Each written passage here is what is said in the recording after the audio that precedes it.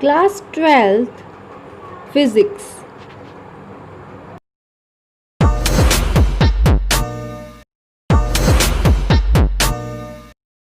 Subscribe my channel Study Adda and press the bell icon.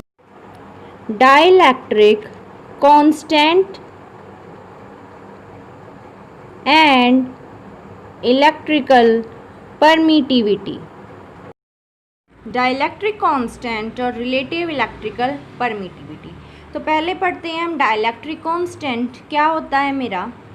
Dielectric constant is defined as the ratio of force in the free space to the force in any medium.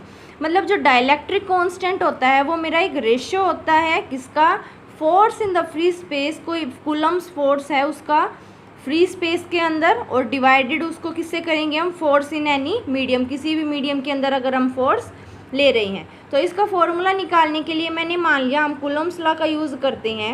F naught मेरा क्या है, force in free space, और F M है मेरा force in any medium. तो F naught मेरा K Q one Q two by R square और F M K Q one Q two by R square.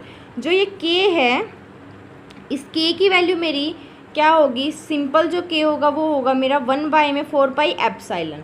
अब ये एप्साइलन किस किस के लिए, जब मैं के इक्वल्स टू फ्री स्पेस के लिए ले रही हूँ तो एप्साइलन की जगह आ जाएगा एप्साइलम नॉट, जिसका मतलब है electrical permittivity of free space, free space की electrical permittivity.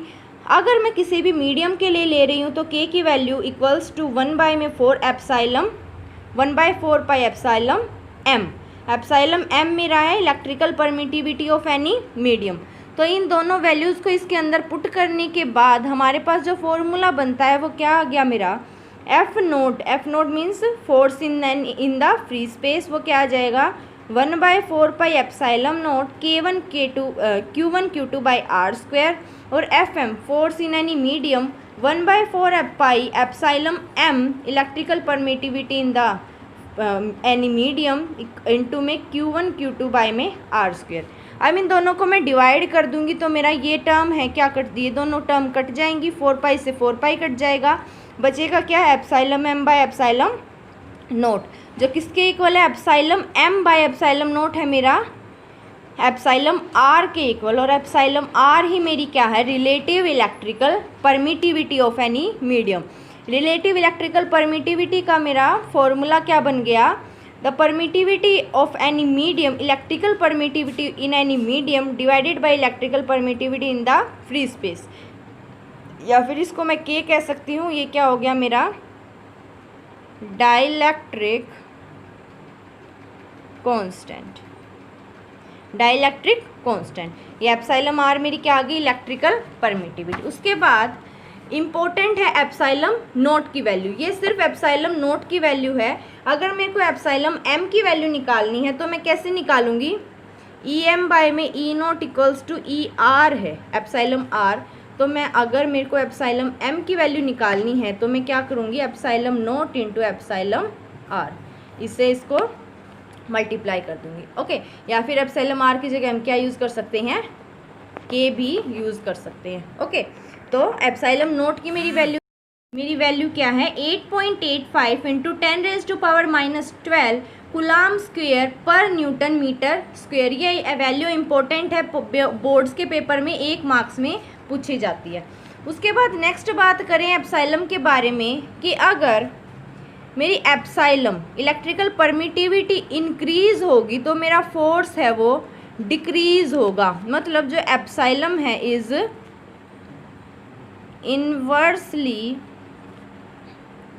Proportional to force.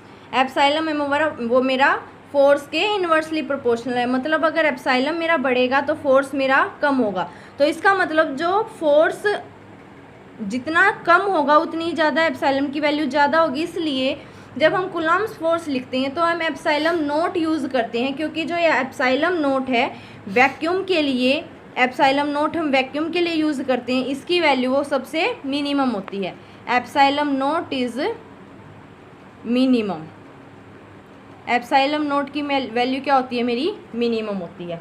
ठीक है, उसके बाद मैं बात करूं जो फॉर्मूला था मेरा F naught by F M equals to K. जो इस फॉर्मूले के अकॉर्डिंग जो मेरा एफ एम है, मतलब फोर्स इन एनी मीडियम, वो क्या है मेरा बड़ा होता है फोर्स इन वैक्यूम। ठीक है, फोर्स इन एनी मीडियम वो मेरा क्या होता है, सॉरी एफ नोट मेरा बड़ा होता है। ठीक है, एफ नोट मेरा वैक्यूम के अंदर बड़ा होता है, क्योंकि इसके अंदर एप्सिलॉन नोट क्या होता है 8.85 इंटू 10⁻⁻12 कूलम स्क्वायर पर न्यूटन मीटर स्क्वायर। अब एफ नोट मेरा बड़ा क्यों होगा, क्योंकि इसके अंदर जो एप्सिलॉन है वो मिनिमम वैल्यू होगी। तो अगर एप्सिलॉन मेरा मिनिमम होगा तो फोर्स मेरा मैक्सिमम होगा, और यहाँ एप्सिलॉन की जगह हम एप्सिलॉन नोट लिख रहे हैं, तो एप्सिलॉन नोट मेरी मिनिमम वैल्यू होती है, तो इसलिए जो फोर्स इन वैक्यूम है वो मेरा लार्जेस्ट होगा। ओके, तो ये था मेरा डाइलेक्ट्रिक कांस्टेंट और electrical permit. Superposition principle. Superposition principle, superposition principle का मतलब क्या है, इसके अंदर एक सीधी सी बात लगेगी कि अगर मैं किसी भी ये सिस्टम है, मान लो मेरा इसके अंदर बहुत सारे चार्जेस हैं Q1 Q2 Q3 Q4 up to Qn, बहुत सारे चार्जेस हैं, वो क्या है आपस में इंटरेक्ट हो रहे हैं स्पेस के अंदर।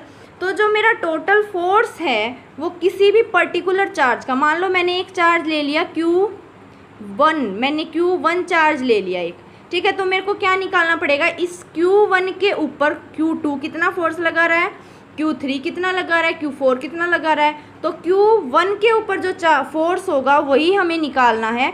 तो वो मेरा क्या होगा, सुपरपोजिशन प्रिंसिपल। इसके अंदर सिर्फ क्या होगा, फर्स्ट के अलोंग सेकंड कितना, फर्स्ट पे सेकंड कितना लगा रहा है, फर्स्ट पे थर्ड कितना लगा रहा है, फर्स्ट पे फोर्थ कितना लगा रहा है, बस वही फोर्स यूज़ करेंगे।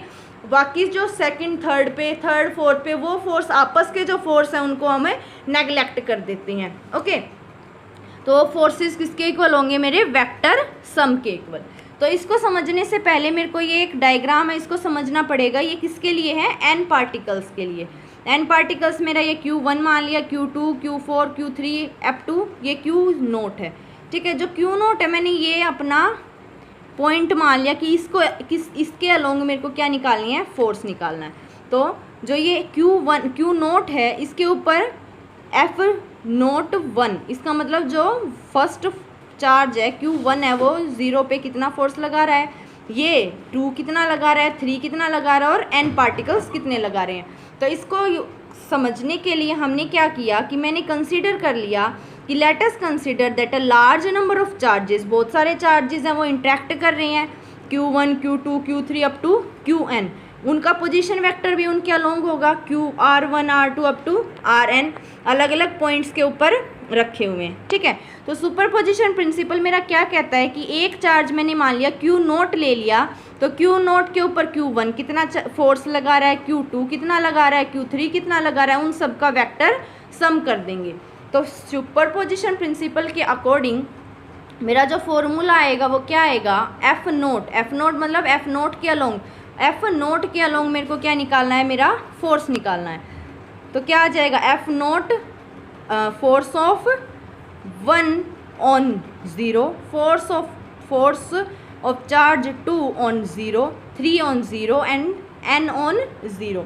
मतलब एक जो 0 चार्ज लिया था मैंने Q नोट, उसके अलोंग जो और फोर्सेस हैं वो कितना कितना चार्ज मेरा लगा रहे हैं, फोर्स लगा रहे हैं, उसको हम निकालेंगे सुपरपोजिशन प्रिंसिपल से। तो जो ये फॉर्मूला होगा ये मेरा सुपरपोजिशन प्रिंसिपल का फॉर्मूला होगा। तो इसकी डेफिनेशन क्या है कि when a number of charges are interacting in space, जब बहुत सारे चार्जेस हैं वो स्पेस के अंदर इंटरेक्ट करते हैं, तो total force on the particular charge, तो उस एक चार्ज के ऊपर जो टोटल फोर्स लगेगा, कोई भी पर्टिकुलर चार्ज ले लिया मैंने, उसके ऊपर जो टोटल फोर्स लगेगा वो किसके इक्वल होगा, vector sum of the forces exerted on it by all other charges, उन सभी फोर्सेस का वेक्टर सम जो दूसरे चार्जेस उसके ऊपर लगा रहे हैं, उस पर्टिकुलर चार्ज के ऊपर लगा रहे हैं। ठीक है, तो ये था मेरा सुपरपोजिशन प्रिंसिपल।